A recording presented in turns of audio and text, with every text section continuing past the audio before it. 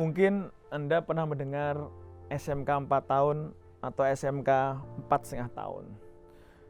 Dan kemudian mungkin Anda akan bertanya-tanya, ngapain SMK dari 3 tahun dipanjang-panjangin hingga 4 tahun atau 4,5 tahun?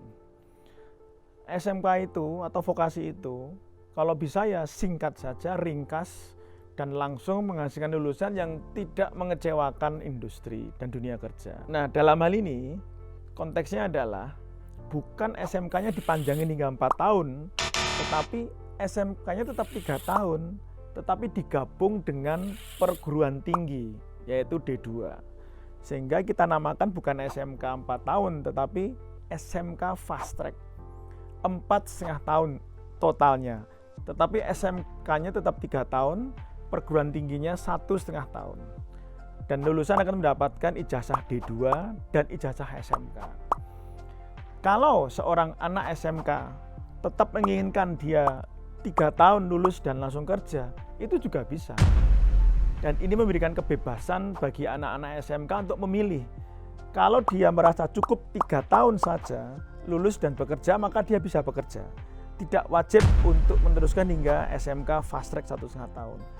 Namun, apabila dia ingin meningkatkan kompetensinya hingga lebih ahli dan lebih kompeten, dan tentunya nanti akan mendapatkan penghargaan yang lebih tinggi dari industri dan dunia kerja, dalam hal ini gaji dan income, maka bisa saja dia memilih untuk melanjutkan hingga D2 yang hanya cukup menambah 1,5 tahun saja. Dan penambahan 1,5 tahun ini mayoritas adalah program magang di industri atau dual system. Bukan saja hanya bekerja di industri, tetapi bekerja sambil kuliah. Penambahan 3 semester, setelah 6 semester di SMK, ditambah 3 semester di perguruan tinggi, kuliah itu hanya 1 semester saja. 2 semester akhir itu magang, dan sifatnya adalah apprenticeship program atau dual system yang menggabungkan antara bekerja sambil belajar. Jadi di pabrik atau di industri itu mereka tetap bekerja, mendapatkan gaji, mendapatkan kompetensi yang lebih tinggi lagi, soft skill yang lebih tinggi lagi. Namun dia juga tetap harus mengikuti kelas atau kuliah atau training di dalam industri yang itu kita maknai menjadi dual system. Dan program SMK 4,5 tahun atau SMK Fast Track D2 ini tidak wajib. SMK dipersilahkan apabila bidangnya itu tetap dibutuhkan cukup 3 tahun selesai, ya jangan ditambahkan yang opsi 1,5 tahun. Namun apabila dirasa kalau ditambahkan dengan 3 semester, yang 2 semesternya itu magang di industri dan nanti lebih matang secara kompetensinya, secara soft skill-nya, secara attitude-nya, integritasnya, pengalaman kerjanya, yang akan membuat industri lebih cocok lagi dengan lulusan yang lebih kompeten ini, maka silakan ditambah. Tapi untuk menjadi SMK Fast Track ini syaratnya juga tidak mudah. Syaratnya cukup challenging, yaitu harus ada pernikahan, tidaknya 2 menikah tetapi segitiga atau pernikahan segitiga. 1 tentunya SMK, yang kedua industri, dan yang ketiga adalah kampus vokasi, entah itu politeknik atau universitas atau institut yang memiliki prodi D2, karena mereka lah yang akan memberikan ijazah D2. Pernikahan segitiga ini harus wajib dilakukan untuk mengembangkan SMK Fast Track D2 ini. Pernikahan segitiga ini itu mewajibkan sejak awal duduk bersama, menyusun bersama, dan menyetujui bersama kurikulum. Kurikulum dan kompetensi lulusan yang mau diciptakan itu harus firm dari awal.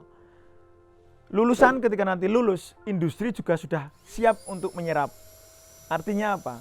SDM yang dihasilkan itu memang sesuai dengan pesanan industri, yaitu SDM lulusan D2 SMK Fast Track ini.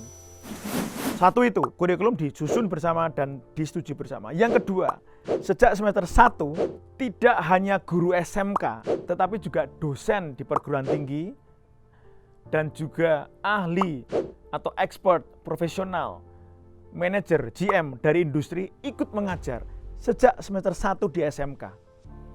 Sehingga setelah kurikulum dibikin bersama, sejak awal diajar bersama, Maka sejak semester 1 atau 2, industri itu sudah bisa melihat siswa mana yang nanti akan dia tawari untuk magang di perusahaannya. Misalnya, Anda dan Anda nanti prakerin di perusahaan saya.